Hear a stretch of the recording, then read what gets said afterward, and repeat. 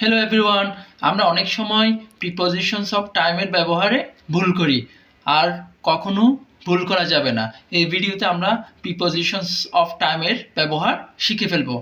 তাহলে let's begin. Prepositions of টাইমে আমরা মেইনলি এই তিনটা বেশি ব্যবহার করি, অ্যাট, অন এবং ইন। তাহলে আমরা এখন প্রত্যেকটার ব্যবহার দেখব। অ্যাট কখন ব্যবহার করব? অ্যাট আমরা মেইনলি ক্লক টাইমসের আগে অ্যাট ব্যবহার করি।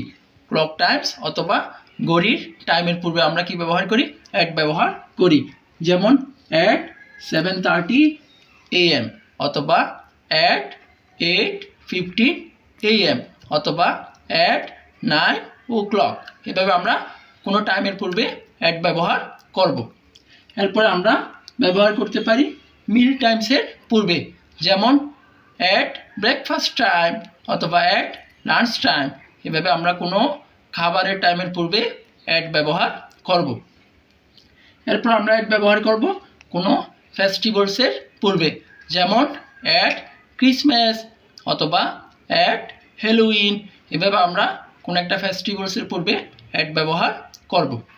এরপরে অন্যান্য ক্ষেত্রেও আমরা অ্যাট ব্যবহার করব, যেমন অ্যাট উইকেন্ডস অথবা অ্যাট বেড টাইম অথবা অ্যাট নাইট। এটা খুবই কমন।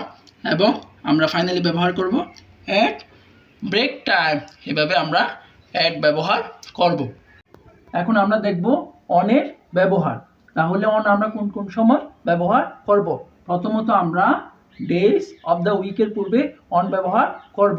কোনো একটা বারের পূর্বে আমরা অন ব্যবহার করব, যেমন অন মানডে অথবা অন ফ্রাইডে। এভাবে আমরা কোনো একটা ডে এর পূর্বে আমরা অন ব্যবহার করব। এরপর আমরা অন ব্যবহার করব কোনো একটা তারিখ বা ডেটের পূর্বে, যেমন অন 19 মে অথবা অন 15 ডিসেম্বর অথবা অন 5 জুলাই। এভাবে আমরা ডেটের পূর্বে আমরা অন ব্যবহার করব। এরপর আমরা অন কখন ব্যবহার করব?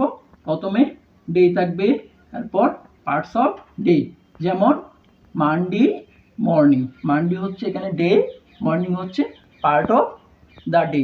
এভাবে যদি থাকে তাহলে আমরা অন ব্যবহার করব। On Monday morning, on Tuesday evening. যদি এইরকম থাকে তাহলে আমরা ওই জায়গায় অন ব্যবহার করব। এরপরে আমরা অন অন্যান্য ক্ষেত্রে এভাবে ব্যবহার করব। স্পেশাল ডে এর পূর্বে আমরা অন ব্যবহার করব, যেমন অন মাই বার্থডে অথবা অন ইজ ডে। এভাবে কোনো একটা স্পেশাল ডে এর পূর্বে আমরা অন ব্যবহার করব। এখন আমরা দেখব ইনের ব্যবহার। কখন ইন ব্যবহার করা হয় তা আমরা দেখে নিব। তাহলে আমরা প্রথমে মান্থের পূর্বে ইন ব্যবহার করি, যেমন ইন মে অথবা ইন জুলাই। এভাবে আমরা কোনো একটা মাসের পূর্বে কি ব্যবহার করব? ইন ব্যবহার করব। এরপরে আমরা ইন ব্যবহার করব কোনো একটা ইয়ারের পূর্বে অথবা ডেকেডের পূর্বে অথবা সেঞ্চুরির পূর্বে আমরা ইন ব্যবহার করব, যেমন ইন 2026 অথবা ইন 2026। এভাবে আমরা কোনো একটা বছরের পূর্বে ইন ব্যবহার করব। এরপর আমরা কোনো একটা সেঞ্চুরির পূর্বে ইন ব্যবহার করব, যেমন ইন দ্য 19th সেঞ্চুরি। এভাবে আমরা কোনো একটা শতাব্দীর পূর্বে ইন ব্যবহার করব। এরপরে আমরা ব্যবহার করব কোনো একটা দশকের পূর্বে, যেমন দশক বা ডেকেড, যেমন ইন দ্য 90s অথবা ইন দ্য 80s। অন্যান্য ক্ষেত্রেও আমরা ইন ব্যবহার করব।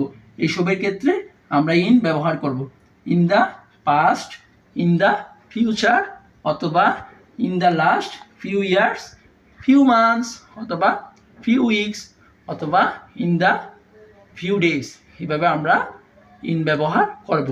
এই ভিডিওতে আমরা ইন, অন এবং এটের ব্যবহার শিখে নিলাম।